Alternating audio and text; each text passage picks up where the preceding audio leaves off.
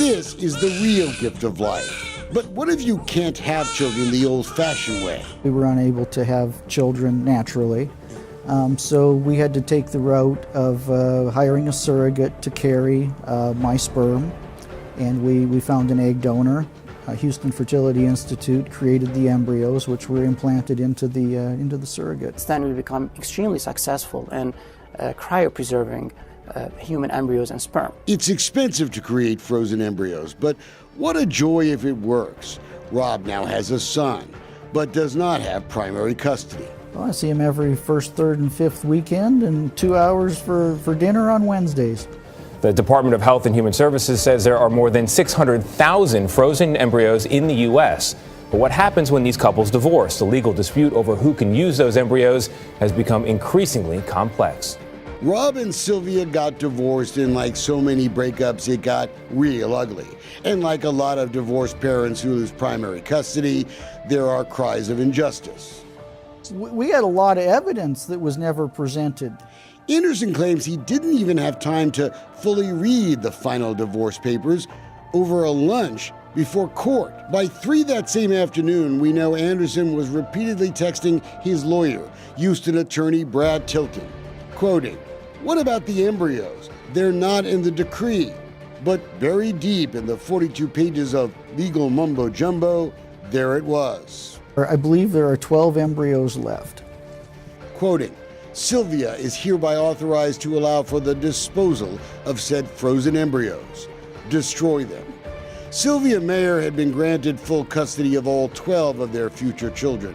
She had paid the bill with her own separate money, even though her genetic contribution was zero. So your wife wasn't part of the genetic makeup of these children? That's correct. But she paid for it? Yes. Text messages and emails document Anderson's growing frustration, even panic the following days. Quoting, "Brad, we need to deal with this decree embryo issue. What is the plan?" Why are you mad at Brad Tilton? I think he did a piss-poor job on my case. 2 days after the legal papers were signed, Tilton's response sent Anderson off the deep end. "We signed the order and it was presented to the judge who approved it. I cannot change the language in the order now." Many of the following emails we have are clearly not rated PG. Hold the phone. Obviously the embryos is a huge up. How are we going to get that fixed? The phone calls Anderson recorded are not for family viewing. You said you read it all, you understood it all, so we could execute it, which I did, okay? But now we have this cluster. She walks off with a dozen embryos, my genetic material, I got no rights to it, and you don't think it's a bad deal? Brad Tilton received $70,000 and did a crap job. That's just my opinion. Brad? Wayne Dolcefino, how are you? Hi, nice to meet you. I've been calling you. Yeah, I know you have. How come you don't call me back? I don't have anything to say. Well, you don't know what I want to ask you. I know. I don't have anything to say. To him, it's done, and he doesn't care what happens to me after the fact. I don't think he ever did. Some people saying you're probably not going to put this in here, but bad press is good press. I don't believe in that at all. Maybe the law in Texas wouldn't have been on Rob Anderson's side. Who knows? But did Brad Tilton really fight for what was Rob Anderson's future? There's not a day you don't think about this. I mean, when you look at the injustice that I believe has happened here, it affects your life. We often see this frustration with the family courts in Texas, but that frustration is not the only reason Rob Anderson is now threatening a malpractice lawsuit. Remember the decree? Quoting, "Sylvia is hereby authorized to allow for the disposal of said frozen embryos pursuant to the contractual provisions in place with New Houston Health." We called the Houston Fertility Institute because we wanted to see the contract. They ignored our calls. Wait a second. Why can't we find it in the court records? So the problem is that they entered into a gestational agreement for the embryos. Have you seen that contract?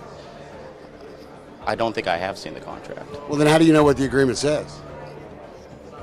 It's a gestational agreement. Okay, but how do gestational agreements are pretty much the same. Okay, but did you ever ask to see the contract? I did ask to see the contract, and I don't think it was ever produced. I've never gone to law school, but I sure have gotten sued a lot. So It seems logical to me that you would never agree a contract said something if you never saw the contract. Rob Anderson is now remarried, but his fight is not over.